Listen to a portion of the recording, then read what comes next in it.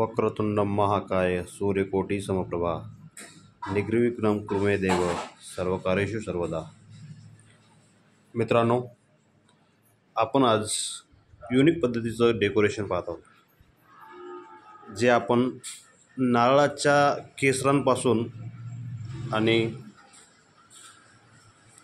Paper वेस्टपासून बनवलेलं आहे, ज्यामध्ये आपण फेविकॉलचा वापर केला आहे, A4 साईज पेपरचा वापर केला आहे।